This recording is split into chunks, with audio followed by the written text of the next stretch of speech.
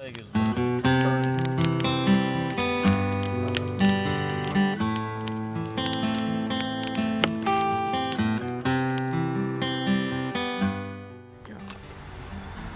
hi guys. Today we're gonna teach you how to cook over a fire, and the very first thing you gotta do is actually set up your fire. So the first thing you want to do is make sure you use small twigs and build a teepee into your fire. And also you might want to put paper in the bottom so you can light it up.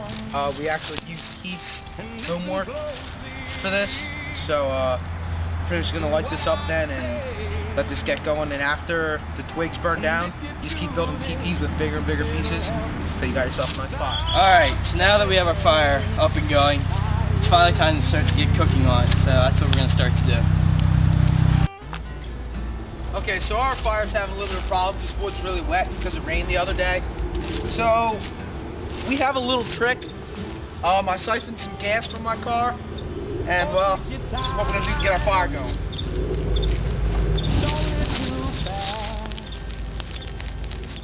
Troubles will come. Yeah. Okay guys, so what we're doing here is pretty much making cornbread. We're just adding water and flour. We took the cornbread mix to it, and we want this to be thicker than normal cornbread because we're gonna wrap this around a stick. And when we wrap this around a stick, we just pretty much put it right over the fire. Oh, you ass! So what we're doing here is we're just wrapping the cornbread around the stick that we got out of the woods. And then we're just going to put it over the fire and cook it for about 10-15 minutes.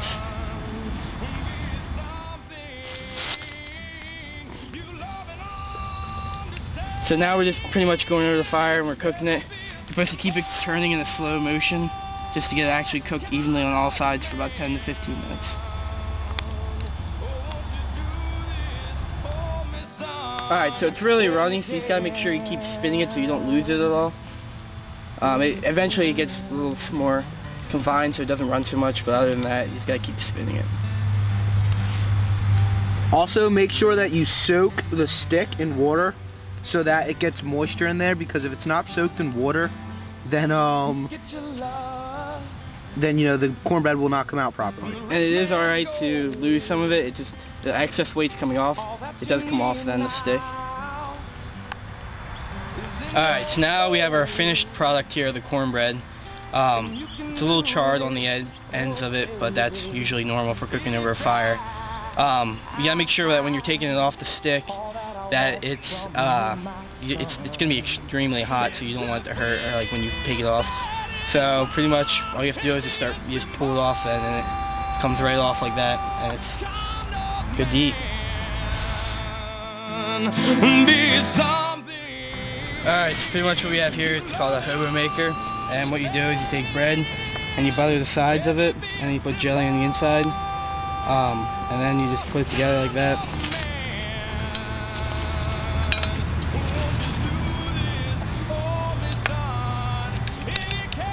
Clamp it shut.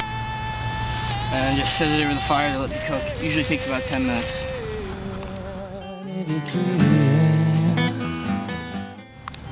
Okay, right now we're melting butter because we're gonna end up putting the biscuits in this. You just want to make sure you have butter on here so that it's not, you know, the biscuit doesn't stick, and it also gives the biscuit a better flavor. So we're just gonna sit here and wait for this to melt. Okay, so we went out and bought Pillsbury biscuits, and what you're gonna do is just place them on here. We're gonna put 2 on at a time just because it's really gonna allow us to fit. You just stick them on here, and we're gonna walk over to the fire. And we're gonna allow this to cook for about 12 minutes. Just watching it, making sure making sure they don't burn, and that's about all there is to it. Okay, so when we're done, you come out with a nice crispy biscuit, and well, it's pretty good. Alright, so pretty much now, our hobo pie is finished. What you're gonna do is you're gonna want to take it out. It's gonna be really, really hot.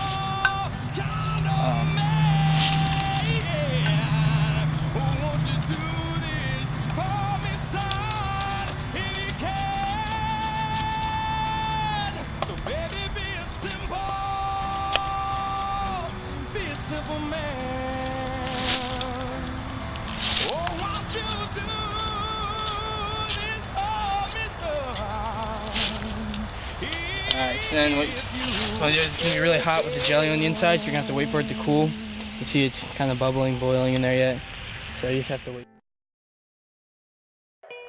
Okay, so what we're doing here is making something called mountain pies. It's pretty much just a pizza on bread made over the fire. You're going to use the hobo maker like Heath used earlier for his sandwiches. Now what we're going to do here is butter the outsides of the bread only. This way, the bread does not stick to the hobo maker on the inside. So what you do is just nicely put it in there. Okay? Get it in there nice and good like. Then you come over here, get mozzarella cheese. Make sure you get lots of it on your sandwich. You just want to be careful with this later when you pull it out because the cheese can get really hot. You don't want to get this on you. Hurt yourself. Alright, so what we're doing here now is just sprinkling this mozzarella cheese all over the bread.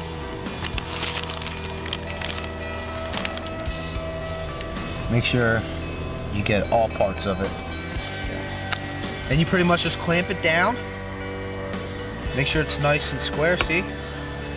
You hold this, there's a clamp on the ends of these that you want to make sure you clamp down together. If I can get it here. There we go. I'm just going to bring it over the fire. Stick it where the hotbed of coals is.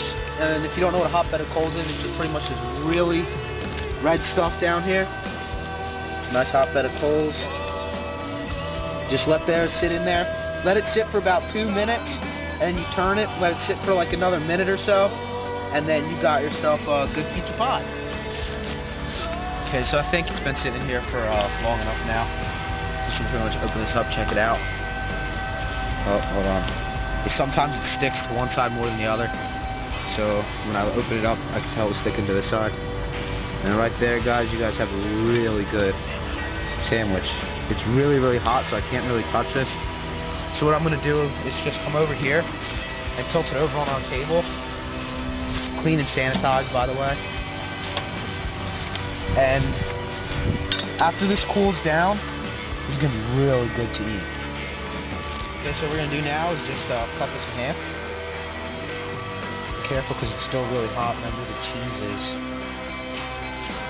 very, very hot. And on your inside, you have this, I guess you could say it almost looks like a stromboli. You can just take some marinara sauce, open it up, and you can either put it inside of it, or just, you know, nicely put it over. I personally just like to do this.